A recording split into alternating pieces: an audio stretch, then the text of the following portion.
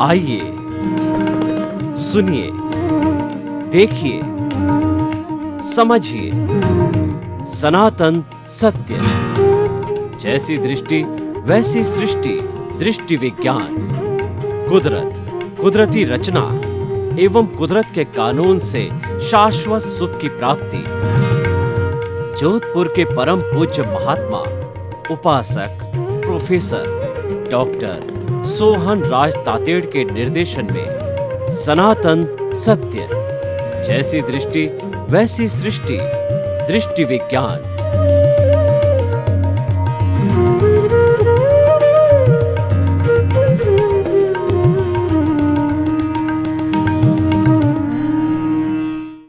भाई और बहनों, मातृशक्ति को नमन।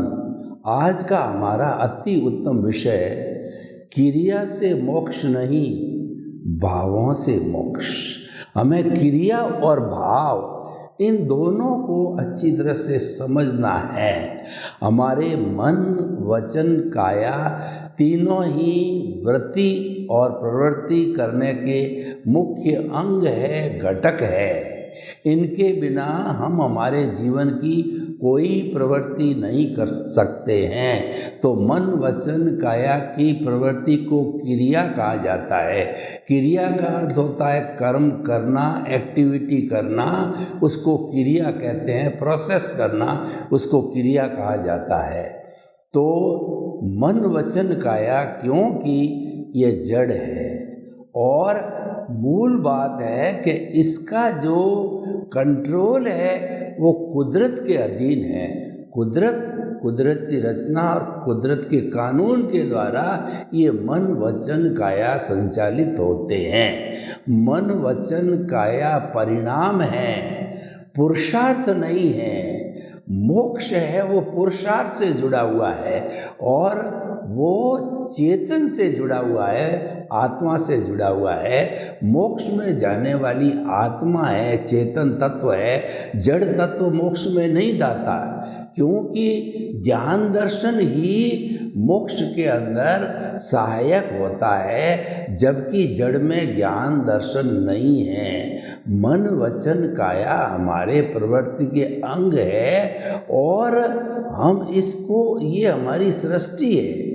इसको शुद्ध करने के लिए, इसको सुधारने के लिए, इसकी शुभ प्रवृत्ति, शुभ एक्टिविटी, शुभ क्रिया, अशुभ क्रिया तो करनी नहीं चाहिए। हम तो आपको अशुभ क्रिया का जो है सुझाव भी नहीं देते हैं। अशुभ क्रिया तो हमको नरक गति और तिर्यंच गति में घुमाने वाली है, दुख देने वाली है, तो उसकी क्यों बात करें। हम तो सुख प्राप्त तो उसी की बात करेंगे। तो हमारे मन, वचन, काया की शुभ प्रवृत्ति है, वह पुण्य पाप से जुड़ी हुई है। उससे सुख दुख की अनुभूति होती है, लेकिन पुण्य पाप से मुक्ति नहीं होती। पुण्य पाप दोनों बेड़ियां हैं, एक सोने की बेड़ी है और एक लोहे की बेड़ी है। इन दोनों बेड़ियों को काटने से ही जो है मुक्ति हो सकती है, परंतु जो चीज़ पैदा करती है वह चीज़ को काट नहीं सकती है। तो इसीलिए जो है ये जो हमारा जो शुभ भाव है, ये मन, वचन, काया से पैदा होता है और क्रिया होती है। मन, वचन, काया से क्रिया होती है। तो मन, वचन, काया जड़ होने के कारण जो है ये क्रिया जो है मोक्ष, क्रिया से मोक्ष नहीं होता है, ये सिद्ध होता है। तो मोक्ष किससे होता है वो हम आपको बताना चाहते हैं कि मोक्ष में जाने वाली जो है हमारा शुद्ध परमात्मा स्वरूप है, जो हमारे भीतर 84 लाख असंख्य अनंत प्राणियों जो उत्पत्ति स्थान है, उन प्राणियों के भीतर एक समान जो है वो शुद्ध परमात्मा विराजमान है, परंतु अभी हमने उसको प्राप्त नहीं किया है, क्योंकि शुद्ध आत्मा परमात्मा अभी इस जो है मन वचन काया रूपी बेड़ियों से जकड़ा हुआ है, कर्मों से जकड़ा हुआ है। जब इससे छूट जाएगा तब वो मुक्ति में जाएगा। वो तो शुद्ध अवस्था में ही है, यानी परमात्मा अवस्था प्राप्त करने के बाद में कुछ भी करना शेष नहीं रहता है। यानी कि अंतिम जो हमारी पुरुषार्थ की जो सीमा है वो केवल दर्शन है, और परिणाम स्वरूप दूसरे बर्थ में केवल ज्ञान आता है, और उसी बर्थ में 14वां गुणस्थान मिलता है। अ उ री ली, ये 5 शब्द बोले जितने अंदर ही ये मन वचन काया छूट जाते हैं। पहला जो है मन का उत्सर्ग होता है, विउत्सर्ग होता है, उसके बाद के अंदर तन का उत्सर्ग होता है, और काया का उत्सर्ग होता है, और वचन का उत्सर्ग होता है। फिर 2/3 काया के रूप के अंदर एक बताया गया है, बाकी अरूपी होती है शुद्ध आत्मा। तो वह 2/3 अवगाहन रूप के अंदर सिद्ध शिला में जाके ईश्वर रूप में विराजमान हो जाती है और सुख का धाम बन जाती है। तो कहने का अर्थ ये हुआ कि मुक्ति में जाने वाली आत्मा है, चेतन तत्व है, और चेतन तत्व से निकली हुई भाव सत्ता होती है। उस भाव सत्ता के माध्यम से ही जो है मोक्ष को जाया जा सकता है। वह भाव सत्ता वो प्रज्ञा कहलाती है। प्रज्ञा मोक्ष की प्रतिनिधि है। वह जो है भावों के माध्यम से ये बराबर बताती रहती है कि शुद्ध भाव करो, वही मुक्ति का साधन है। क्योंकि शुभ भाव तो जो है वो हमारा पुण्य पाप से जुड़ा हुआ है, और शुद्ध भाव से जो पुण्य मिलेगा वह जो है मोक्ष के लायक और सहायक मिलेगा। यानी कि हम चेतन के पलड़े में रहते हैं, हम चेतना की बात करते हैं, चेतना की भजना करते हैं, चेतना के नाम की माला फेरते हैं। हरि अनंत, हरि कथा अनंत जो है ये हमारा हरि है, प्रभु है जो भीतर विराजमान है। इसकी कथा करते रहते हैं, इसके गुणों को याद करते रहते हैं। तो इसके गुण से जो है इसके साथ जो अज्ञान मिटा हुआ है। जब आपने आत्मा की बात की तो उसका रिएक्शन किस पर होता है?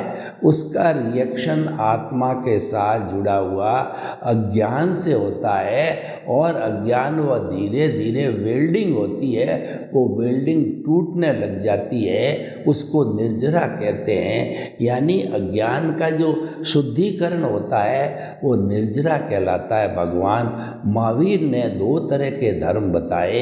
एक तो धर्म होता है संवर। संवर का अर्थ होता है कि प्राणी मात्र को दुख न देना, कष्ट न देना, अधार्मिक क्रिया न करना, वो संवर है। पापकारी प्रवृत्ति न करना, वो संवर है। और प्रभु भक्ति करना, यानी हमेशा केंद्र में आत्मा को स्थापित करके और उसको जो है उसकी पूजा अर्चना करना भावों के द्वारा, ये संवर कहलाता है। और निर्जरा ये है कि हमारी आत्मा के साथ में जो अज्ञान जुड़ा हुआ है, जिसके कारण ही आत्मा भव भवांतर में घूमती रहती है, वह साफ होता रहता है, वो साफ होता रहता है। कहने का अर्थ ये है कि चेतना का नाम लेते ही अज्ञान के ऊपर डिटर्जेंट पाउडर का जो है वो छिड़काव हो जाता है, और वह जो है साफ होने लग जाता है अज्ञान। तो भाई और बहनों, हम भावों के द्वारा मुक्त हो सकते हैं। मैं आपको बताऊं कैसे मुक्त होते हैं। देखिए कि अगर हम जो है हमारे जो उदय प्रारब्ध मन वचन काया तथा उससे जुड़ी हुई हर अवस्था मात्र कुदरती रचना है, और वह व्यवस्थित है, वह प्रीडेस्टिन्ड है, वह उदय और प्रारब्ध भाव है, उदय और प्रारब्ध है, वह जो है जड़ रूप में, अवस्था रूप में, अवस्था का अर्थ ही होता है वो जाने के लिए आई है। हमारे जितना भी कर्म का उदय है वो कटने के लिए, अलग होने के लिए ही है, उसको निर्जरा कहा जाता है। और ये आंशिक निर्जरा कहलाती है और पूर्ण निर्जरा का नाम है हमने अपनी चेतना का स्पष्ट वेदन कर लिया, केवल ज्ञान की प्राप्त की, यह मुक्ति का मार्ग है। तो भाई और बहनों, अब आप देखिए कि जो है हम ज्यों-ज्यों अपने चेतना, सबसे पहले हमको करना क्या है, करना ये है कि हमारा जो ये केंद्र है, यानी ये पिनियल ग्रंथि का स्थान है, ये प्रभु के भीतर प्रभु के दर्शन करने का स्थान है, आज्ञा चक्र है, दर्शन केंद्र है। यहाँ पर शुद्ध भावों के माध्यम से हमारे भीतर विराजमान जिंदा भगवान को स्थापित कर दीजिए। जैसे जो मूर्ति का भगवान होता है उसकी चतुर्विध धर्म संघ, यानी साधु साध्वी, श्रावक श्राविका और बड़े बड़े आचार्य लोग, गुरु लोग सब मिल करके प्राण प्रतिष्ठा करके जिंद बिंब को जो है मंदिर में स्थापित करते हैं तो वो भगवान की मूर्ति हो जाती है। पार्श्वनाथ भगवान की है, या जो है वो जो अपने महावीर भगवान की है, 24 तीर्थों की मूर्तियों को स्थापित किया जा सकता है, वो मूर्ति का भगवान है। और हमने अपने केंद्र के अंदर जिंदा भगवान को स्थापित किया। अभी भगवान वो बना नहीं है, लेकिन हम इसको भगवान बनाने की प्रोसेस में लगा रहे हैं। उसी का अर्थ होता है कि केंद्र में आत्मा हो और परिधि है वह अज्ञान है, वह रिलेटिव पुरुषार्थ है, और वह मैं मेरा से जुड़ा हुआ है, राग द्वेष से जुड़ा हुआ है। उसके अंदर घर परिवार, धन संपत्ति, रिश्ते नाते, पद प्रतिष्ठा, सारी वह जो है हमारी पूरी परिधि है, इसको सर्कल की परिधि कहा जाता है। तो अब देखिए कि केंद्र में तो आत्मा है और एक केंद्र से एक वृत्ति खींचा जाता है और परिधि के ऊपर सारा हमारा जड़ पदार्थ है। जब इस जड़ पदार्थ को, परिधि को, मैं मेरा को, इसको अज्ञान कहते हैं। इस अज्ञान को संपूर्ण नाश करने के लिए हमारे जो सेंटर में हमने आत्मा को स्थापित किया, तो ज्ञान दर्शन जो है उसके गुण है और गुण गुणी से कभी अलग नहीं हो सकता। इसका मतलब ज्ञान दर्शन सेंटर के अंदर आ गए और जो ही जो है हमने केंद्र में आत्मा को रखा, त्यों ही हम निमित्त भी बन गए। प्रज्ञा भी, जो भाव सत्ता, हम कहते हैं कि भावों के माध्यम से मोक्ष होता है, तो वह भाव सत्ता प्रज्ञा जो है, एनलाइटनमेंट है, वो मॉनिटर के रूप में जागृत होती रहे और तब तक रहेगी जब तक कि मुक्ति नहीं मिल जाती है। क्योंकि यह जो प्रज्ञा जागृत होने के बाद में जो हमारा अज्ञान है, जड़ रूपी परिधि है, उसको जो है वो काटती रहेगी, साफ करती रहेगी। और उसके लिए जो उसने जो है प्रज्ञा ने अपना जो है निमित्त, निर्दोष करता और शुद्ध आत्मा निमित्त बना दिया। प्रज्ञा निमित्त बने बिना जागृत नहीं होती है। निमित्त का अर्थ होता है कि आप अकर्ता बन गए। दुनिया का कोई भी व्यक्ति कर्ता नहीं हो सकता। कर्ता तो कुदरत है या व्यक्तिगत स्तर पे कर्मों का भुगतान कराने के लिए व्यवस्थित शक्ति है, साइंटिफिक सर्कमस्टेंशियल एविडेंसेज है। तो वह जो है वही जो है कर्मों का भुगतान कराने के लिए वो द्रव्य क्षेत्र काल भाव से संजोग जुटाती है।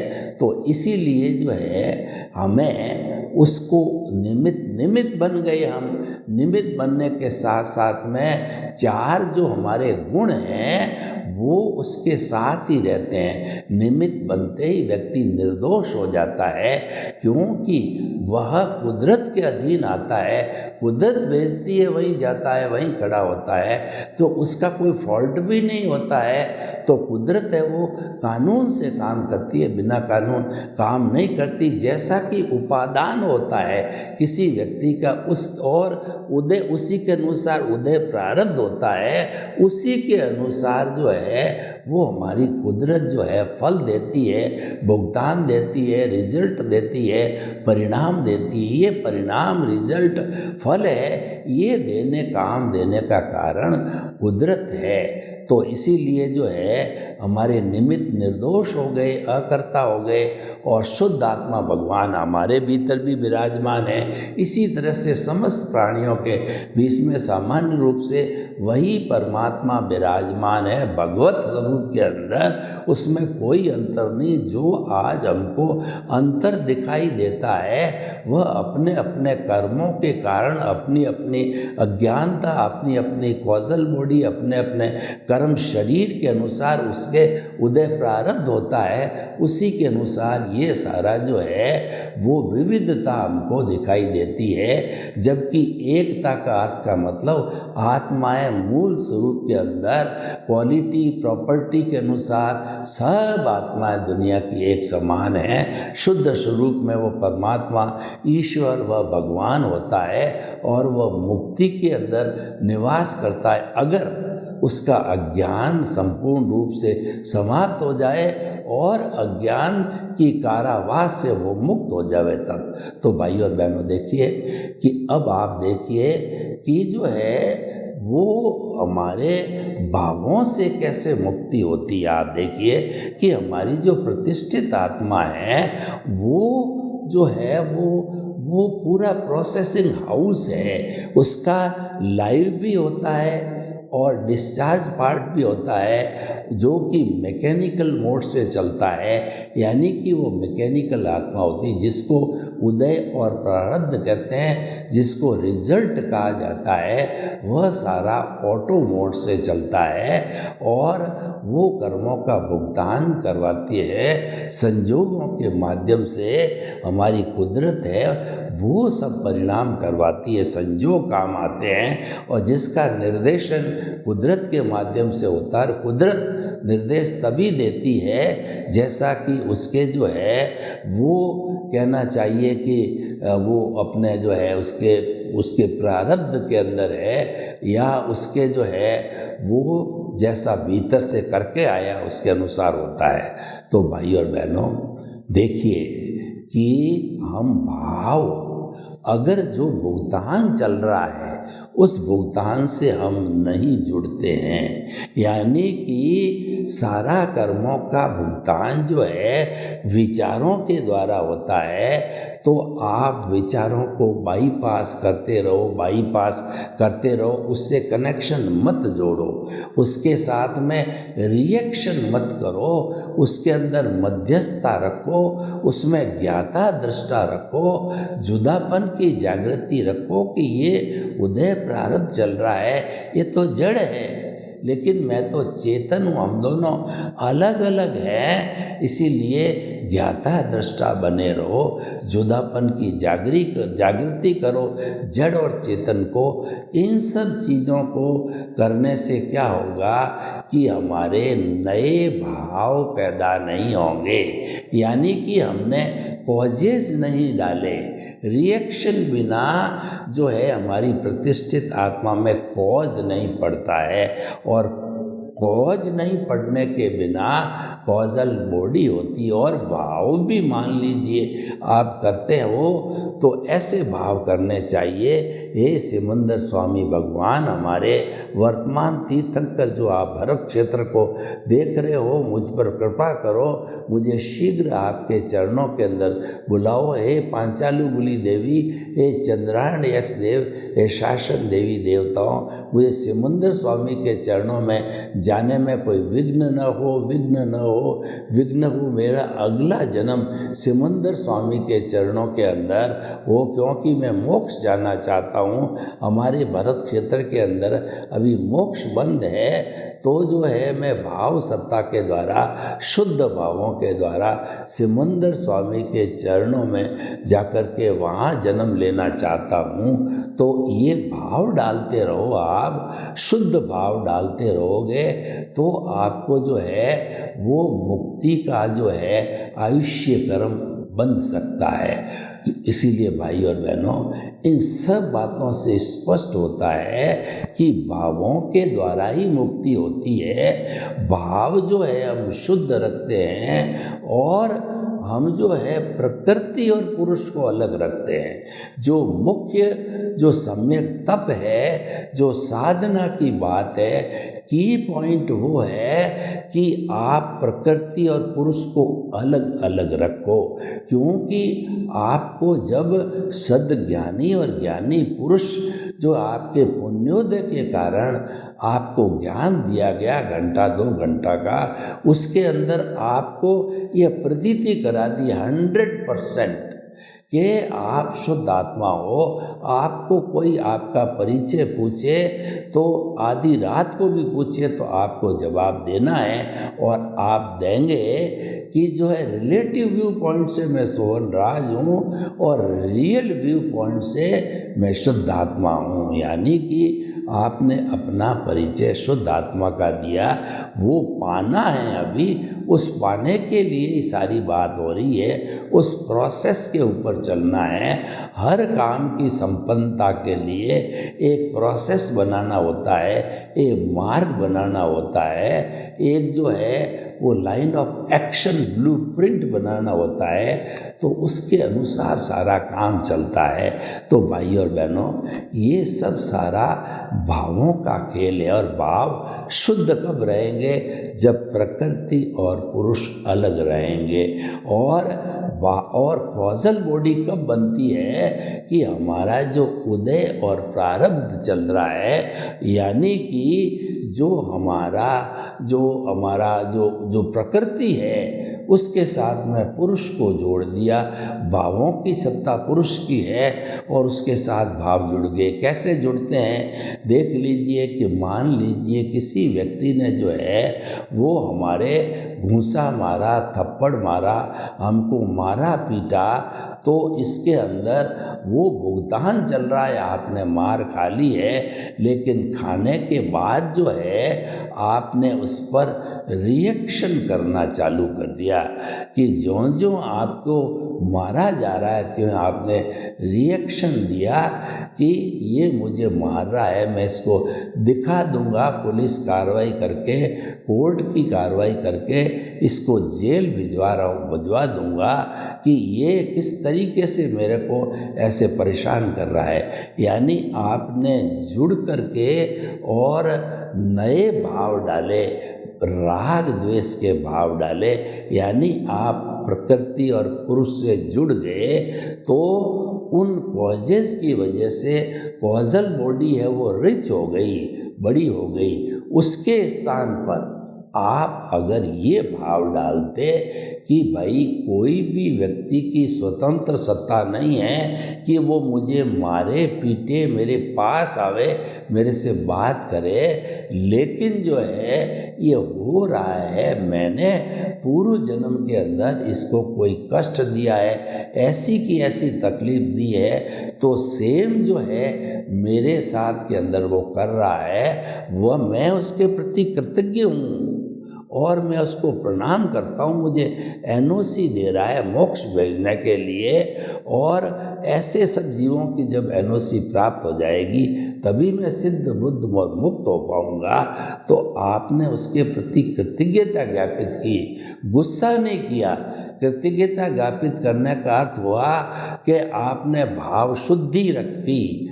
तो भाव शुद्ध रखे तो जो पुण्य बंदा वो मोक्ष के लायक सहायक रहा और कॉजल बॉडी का अंग नहीं बन सका, क्योंकि जहाँ पर हमारी प्रकृति और पुरुष अलग रहते हैं वह विज्ञान कहलाता है, वह सम्यक तप कहलाता है, और वह जो है स्थिति जो है मुक्ति में जाने की स्थिति होती है, ये हमेशा बनी रहनी चाहिए। ऐसी एक भव, दो भव, तीन भव में लगातार बनी रहती है तो क्या होता है, कॉजल बॉडी नहीं बनती है और जो हमारा बर्फ़ की शिला की तरह जो हमारा भुगतान भव भवांतर का जमा हुआ है वह धीरे धीरे पानी बन कर के पिघल जाएगा। यानी कि हमारा जो कार्बन शरीर है, हमारा अज्ञान है, वो घटते घटते ज़ीरो हो जाएगा। वो अज्ञान का ज़ीरो होना यानी कि आत्मा की मुक्ति होना, कि उसके साथ में उसका कोई लगाव नहीं रहा, वह फौरन सिद्ध शिला में जाकर के सिद्ध बुद्ध और मुक्त बन जाएगी। इसलिए भाई और बहनों, हमें हमेशा याद रखो कि प्रकृति पुरुष को अलग रखो। इसको सम्यक तप कहते हैं। हमारे ग्रंथों के अंदर मुक्ति में जाने के 4 मार्ग बताए गए हैं। पहला सम्यक ज्ञान, दूसरा सम्यक दर्शन, तीसरा सम्यक तप और चौथा सम्यक चारित्र।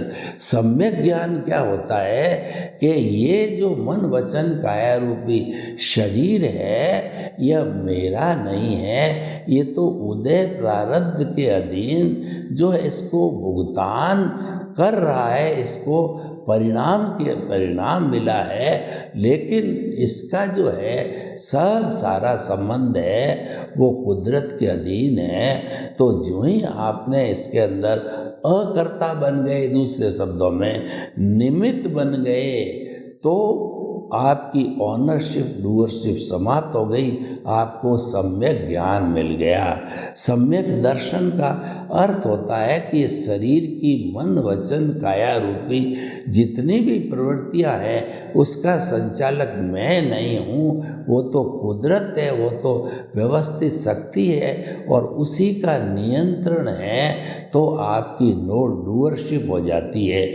नो ऑनरशिप नो डूअरशिप होने से जो आप सम्यक ज्ञान सम्यक दर्शन को प्राप्त कर लेते हो और आपने जो प्रकृति पुरुष को अलग अलग रखा, मन वचन काया कुदरती रचना देखते रहो, जानते रहो, पहचानते रहो और उस पर श्रद्धा करते रहो, तो धीरे धीरे जो है ये सारा अज्ञान है वह सम्यक, इसको सम्यक तप कहते हैं। कुदरती रचना को देखना सम्यक तप कहते हैं। 1 जन्म 2 जन्म 3 जन्मों में आपने उसको सम्यक तप करते रहे, जुदापन की जागृति ज्ञाता दृष्टा भेद विज्ञान करते रहे, प्रकृति पुरुष को आपने अलग रखा, तो आपकी जो है वह हमारा अज्ञान रूपी परिधि है वो साफ हो जाती है, वो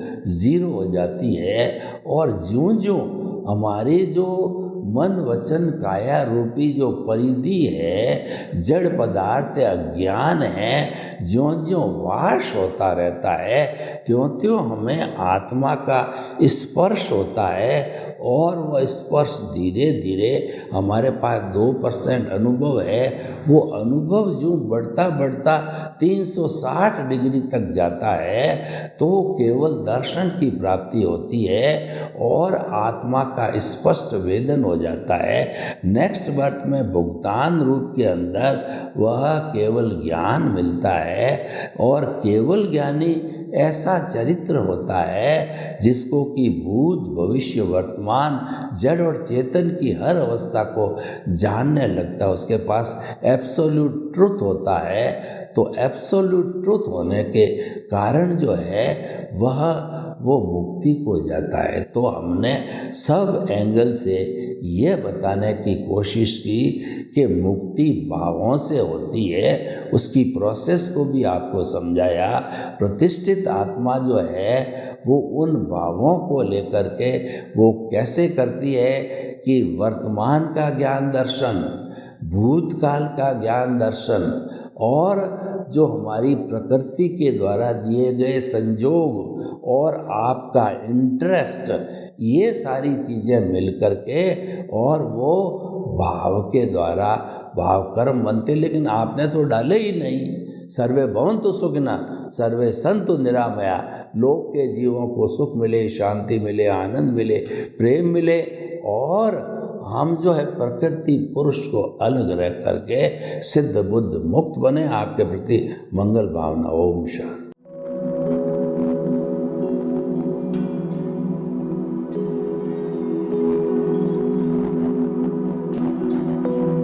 एक ऐसा अंतर्राष्ट्रीय ख्याति प्राप्त मानव जो गुरु प्रेरणा से पिछले 20 वर्षों से वानप्रस्थ जीवन जीते हुए 24 घंटे मानवता की सेवा में संलग्न है। एक ऐसा मानव जो अभी राष्ट्रीय, अंतर्राष्ट्रीय टीवी चैनलों पर 7,500 एपिसोड के माध्यम से सनातन सत्य, आत्मविज्ञान एवं पुनरुत्थान, व्यवहार एवं निश्चय जगत के जीवनोपयोगी विषयों पर हृदय स्पर्शी प्रवचन कर चुका है। उस मानव का नाम है महात्मा उपासक प्रोफेसर डॉक्टर सोहन राज तातेड़। प्रोफेसर तातेड़ द्वारा योग, दर्शन, शिक्षा विषयों पर रचित पीएचडी स्तर के 250 शोध ग्रंथ भारत के 100 प्रतिष्ठित विश्वविद्यालयों में शोधार्थी पढ़ रहे हैं तथा वे सभी शोध ग्रंथ वहां की सेंट्रल लाइब्रेरियों में उपलब्ध हैं। महात्मा सोहन राज ने अभी तक हजारों स्कूलों, कॉलेजों, विश्वविद्यालयों एवं संस्थाओं में सेमिनार, वर्कशॉप, कैंप लगाकर लाखों विद्यार्थियों को योग, दर्शन, शिक्षा का प्रशिक्षण देकर उन्हें सुसंस्कारित किया। डॉक्टर तातेड़ ने भारतीय संस्कृति उत्थान के 4000 से अधिक समसामयिक विषयों पर आर्टिकल लिखकर ऑनलाइन जर्नल, पत्रिकाओं, वेबसाइट्स पर प्रकाशित किया, जिसका उपयोग लाखों पाठक कर रहे हैं। उपासक तातेड़ के 5000 से अधिक आज का सुविचार, आज का शुभ संदेश, आज का मंगल भावना योग आदि चिंतन websites, Twitter, blogger, Facebook, YouTube माध्यमों से लाखों लोग अपना जीवन निर्माण कर रहे हैं। मानवता के मसीहा ऐसे महामानव महात्मा सोहन राज तातेड़ के प्रोफाइल को अभी तक विश्व के 20 लाख दर्शक यूट्यूब पर, 12 लाख गूगल पर एवं लाखों दर्शक फेसबुक, ब्लॉगर, ट्विटर और इंस्टाग्राम पर देख चुके हैं।